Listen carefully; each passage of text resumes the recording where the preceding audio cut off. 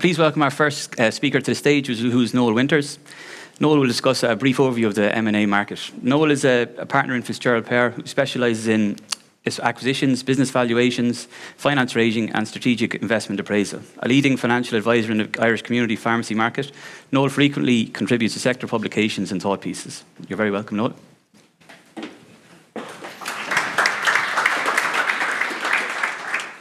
Thank you very much, Lee. It's the first time I've heard a bio of myself out loud, so that's a person I do not recognise that you heard there. And I'm also comforted on this stage this morning that the focus of attention will not be on me behind the lovely view behind us. So all of these things are acting as a comfort for me. I want to walk through and just give a flavour for the mergers and acquisitions market, just an overview.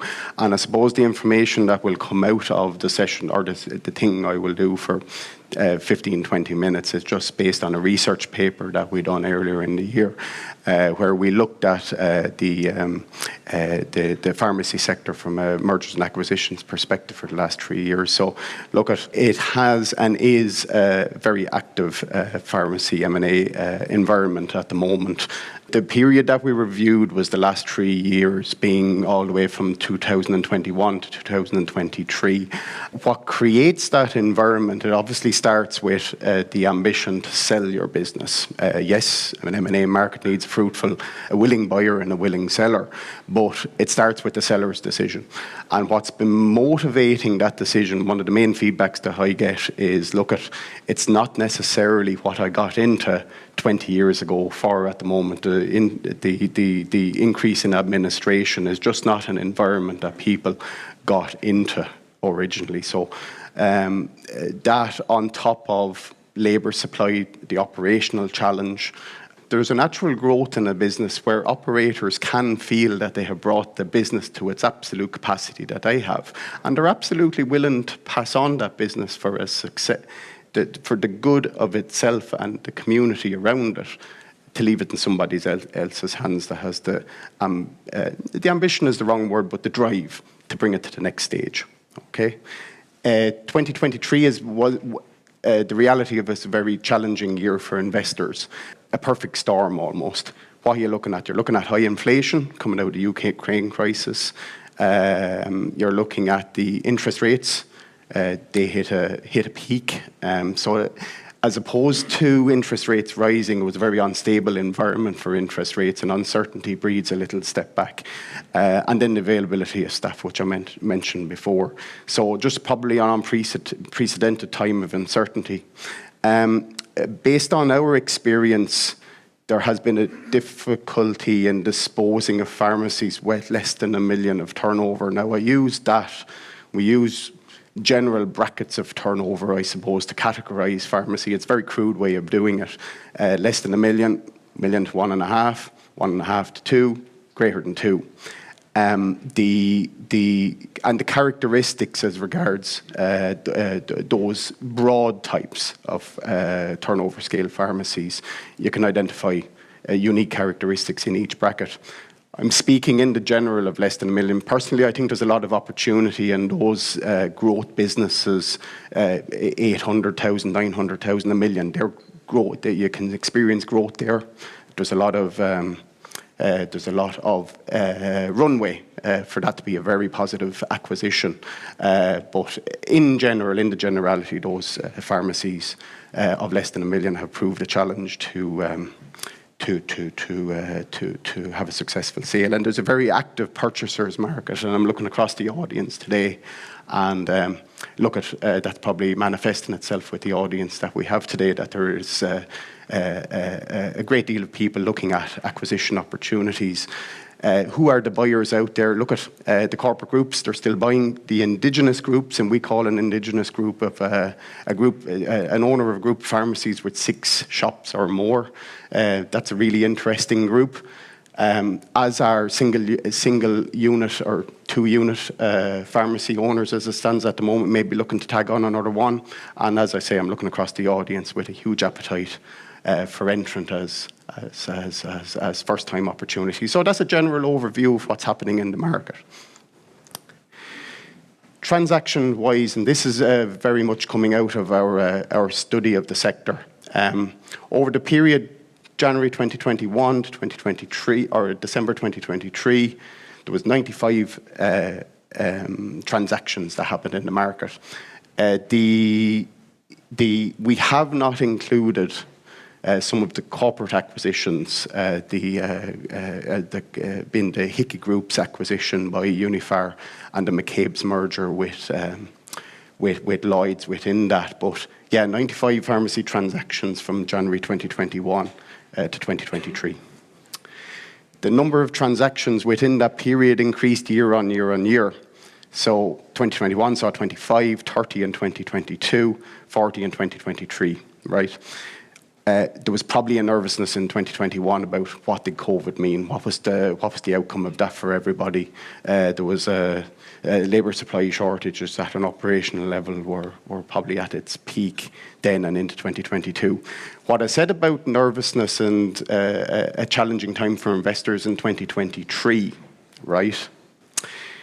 Deals that were done take a little bit of time to flush through the system.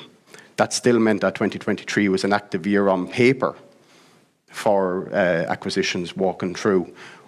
I'll talk later about what's been happening in 2024. You're probably seeing that nervousness manifest its way through with the numbers done in the early part of the year, but the pipeline is positive of transactions that are in pipe, so I would expect similar numbers in the current year to 2023. The majority of the transactions that were done were those shops earn greater than 250k of fees on the state payments list. That's pointing to scale again. Challenge at the lower level of turnover, the appetite for those of a greater scale. It's a bit of a misnomer on the next one that we have. We categorise the pharmacy activity in independents and symbol groups, corporate groups and indigenous groups. 60% of sales, we say, involved independent pharmacies, but I was looking back on the slides, the rest were actually symbol group operators, be it through Comcare, be it through with Total Health and Haven shops, be it through the Care Plus shops. So that would have made up the transaction market. And there's a relatively even split across the country. We count for Dublin as a region in its own right. 4 regions: Connacht, Ulster, Munster, Connacht, or Munster, and the rest of Leinster. Even split between the regions. When I was troubleshooting coming up in the car and say what could go wrong in this particular speech is when I considered this slide where you put a figure out there and everybody hangs their hat on it, right? So look at this 4.78 times multiple that we put up. It's a very nuanced, a very crude percentage, but the average multiple that we saw achieved over the 3-year period of the review was 4.78. Within that, the higher turnover meant higher turnover shops achieved a higher average multiple. So if I was to give you a broad averages that I saw within this, or that we saw within this, less than $1 million, probably in around the 4 mark. 1 to 1.5 million, you're in the high 4s. 1.5 million to 2 million, probably the low to mid 5s.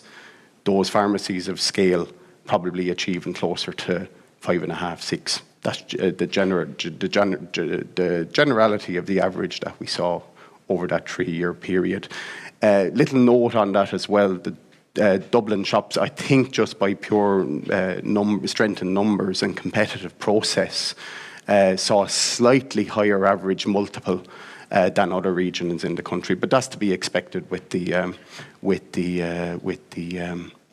demographic of the country, you know. 2023 did see a contraction in the valuation multiples achieved. I spoke about the uncertainty earlier, so that and the challenges for investors.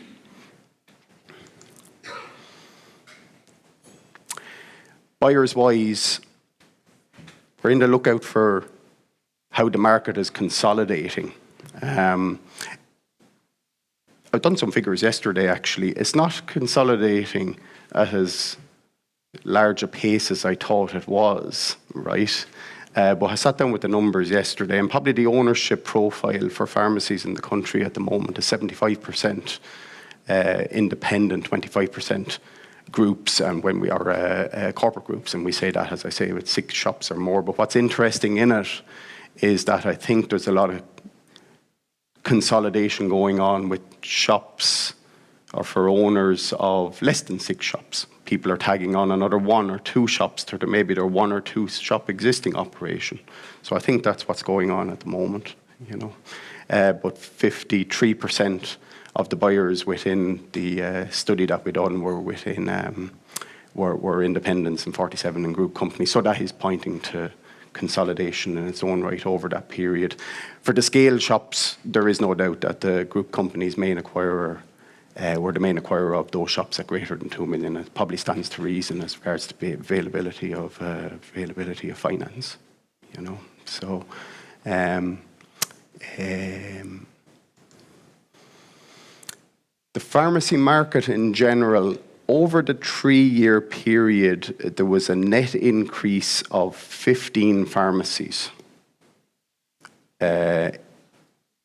over that period. There's about 1,900 pharmacies registered in the country at the moment, so there are 15 shop variations. So an average of 5 new pharmacies in the year, a year over that 3-year period, would suggest that there is enough pharmacies in the country or close to it, right? But there's a couple of pieces within that. 70 new openings and 55 closures suggest that there's something else going on within there. So I think there's 2 things happening. I think the rate of new openings that experienced closures shortly after, that has increased, right? There's no doubt about that. And there is also a piece in my mind where pharmacies, we might be okay at statewide level, but they might be in the wrong place.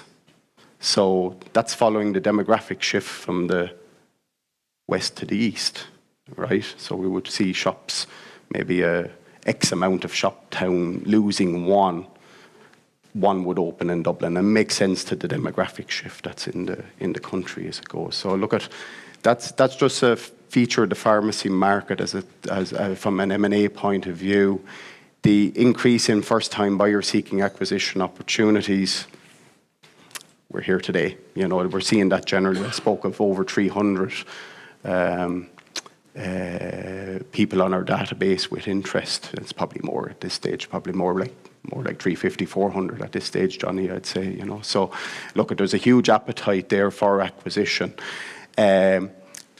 First-time buyers, Brian will speak himself of the bank's support of the sector. It is a challenge sometimes when the initial equity is not necessarily there to match the bank's credit facilities. So what we are seeing as a feature of the market at the moment is an increase in the number of hybrid-type deal structures that are happening, be it management buyouts, where an existing pharmacist does a deal with the vendor who's looking to retire. We're seeing an increase in support from investor pharmacists who are willing to invest back into the sector, support those coming onto the ladder. Within the management buyout situation, we are seeing some deferred consideration arrangements as well. So they are all features of what we're seeing. I have 2 slides on labour, so that must mean it means something, you know. The impact on activity. Well, standing back from the slide for a minute, when one is investing in a pharmacy, these 2 considerations are in equal measure. How much did it cost? And how the bloody hell am I going to run it, you know? So they're the 2 pieces that are high on the mind. And obviously the impact of the supply of labour into the sector over the 3 years of the study, and I'll speak about going forward what that looks like. And over the 3 years of the study, that labour supply issue was high on the mind, you know. There was there's an obvious shift in employee sentiment towards pharmacy ownership. I was standing on a sideline, as I do at the weekend, and I was just talking to somebody, and he was just talking about his own working day. He wasn't in the pharmacy space or anything, but it is, look at COVID done what it done. Now I have a different outlook on life. This is what I do now, and I'm happy with my lot. So I think there's a lot of that sentiment piece which is having its impact. The exit of salaried pharmacists to locum positions, I think those pieces are linked. The pharmacy operators have just put a considerable strain on the sector in general to have that shift out to the locum space. The costs started soaring. That security of labour supply, huge issue. And that obviously had its issues as it goes. And wage inflation itself, we've done a wages study as well earlier in the year, which we published. And over that 3-year period, we saw an increase of 17% in the cost of supervising pharmacists' wage. So that's a huge uplift, to consider, with its obvious impact on earnings of the business. Once you're in there, once you've acquired, there's a look out to how you handle that transition, because it's a huge time of uncertainty for staff. They may have been comfortable with the relationships that were held in the business previous owner, so that has to be dealt with very, very sensitively. So staff retention, I'd always suggest meeting those really solid meetings with staff for a month before, 2 months after the deal, any deal is done. That's certainly a lookout. Mind of the pharmacists, or the mind of those that are exiting, is to maximise the return all the time so they can sell at a better rate, right? They might have held back on pay increases before the deal was done. So it's certainly a lookout within any diligence exercise to understand when the last pay increase was, because it could have an impact on future earnings. The availability of staff, that's easing somewhat, as we see from some of the PSI statistics that are coming out. 340 new entrants in 2003 or 2023 compared to 105 in 2021. Certainly that supply of labour, and in fairness to the PSI, the regulators, they were working hard on that behind the scenes, so that those numbers of pharmacists just took a time to flush through the system. Wage inflation, for sure, I spoke of it before. That's a post-acquisition consideration, continually mitigated somewhat by the locum rate the locum rate decreasing somewhat. And then you have the government policy that will change the cost of labour going forward. It's an eye out to pension auto enrolment. What will that cost? It's an eye out to the minimum wage continually increasing, and the increase in the employer's PRSI rate. So all those things at a pound for pound level, they're all lookouts post-acquisition. And what does the outlook look like? Look at decreasing inflation and the improvements in labour supply. That will bring a confidence back into the market again. And the confidence is already there, and I'm seeing that in pipeline. So just to touch on the last point, I did see on this slide, I did see the H1 activity has been down somewhat, but the pipeline of what we're seeing coming through would suggest that the numbers will catch itself up on the previous year before the end of this year, into early next. Consolidation will still happen at the top of the market. I have no doubt about it. But that piece that I was speaking about before, which is that appetite in the indigenous groups, those independent players with greater than 6 shops, that's very active at the moment. And then that one shop operator turning into 2 and 3 shop operator. So that's an interesting aspect on the consolidation. I mentioned top of the market, but it's happening in an organic way. The hybrid deals, that's the MBOs, that's the partnership agreements that we're seeing. That will happen, and that will continue to happen. And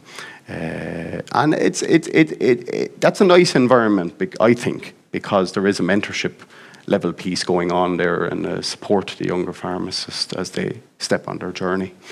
And as I say, government policies will lead to some profit erosion as well on labour side and on minimum wage rates, etc. So look at that's broadly a whistle-stop tour of what's been happening in the last 3 years and what's happening at the moment. Thank you very much. Thanks very much. Thanks, Noel. Before I open it up to the floor for questions, I just had one quick question for you, Noel. There's a general feeling in the pharmacy sector that government policies are coming down the line that will have a positive impact on the pharmacy sector. Could you give us your thoughts on this? Yeah, well, government policy starts number one with the hard stuff, which is the labour supply. But look at, I guess what you're referring to is some of the talk around fee rate increases and the additional services that have been brought into pharmacy. I think there's a little bit of a wait and see on that. It's not affecting what's happening at the moment, right? Still a very positive outlook for acquiring and selling. But to speak about a top-line increase to turnover, probably premature on that on the fee scale. And with the services going in, even though there is reimbursement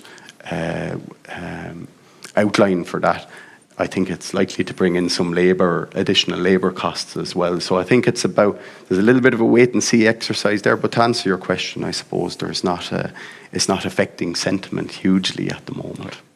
Any questions from the floor? No. Thanks very much, Noel. Okay. Oh, sorry. Okay. Oh, okay. Apologies. Explain what a hybrid deal is. Microphone there. Yeah. Can you explain what a hybrid deal is? What a management buyout is? Yeah. So the hybrid, what we're describing as a hybrid deal is just a general term for management buyouts, where deferred consideration may be part of that deal that's done between an entrant pharmacist and someone exiting. And just to explain deferred consideration a little, that's take a chunk of money now. I acknowledge that I'm not going to get it all now, but I'll work out something to take the rest over a period of time. And I also mentioned partnership arrangements. That's where the exiting vendor will get all their money up front, but there might be some partnership arrangement done in the background between somebody willing to invest and an entrant pharmacist or the pharmacist level. So hybrid, an explanation for all of those type of structures and arrangements. Okay. Anyone else?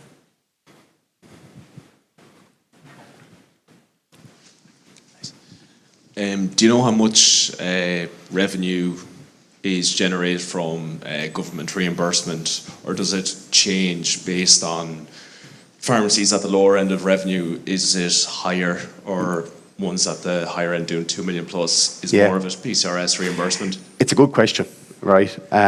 In that the general pathway for a pharmacy from a greenfield opening, right? And I'm going to deal with a greenfield opening and answering your question, is there's always a curiosity shop there at the start as opposed to getting the patient's list. So what's really happening is they'll go in, they'll buy their private script, they'll buy their a patient or a customer will buy their OTC product. Then there's a rapport built up. It's a relationship business at the end of the day. And eventually they have the confidence to bring in their patient list or their family or whatever, So if you're studying the pathway of pharmacy from embryo to mature, it tends to roll very much away from the state scheme at the start, and this is just the generalities of it, to a mature business, ultimately bedding out at somewhere about 70 to 75, 25 split, state-based, with a state-based orientation, Yeah. Any other questions? Just down the end there. Down the very end there, sorry.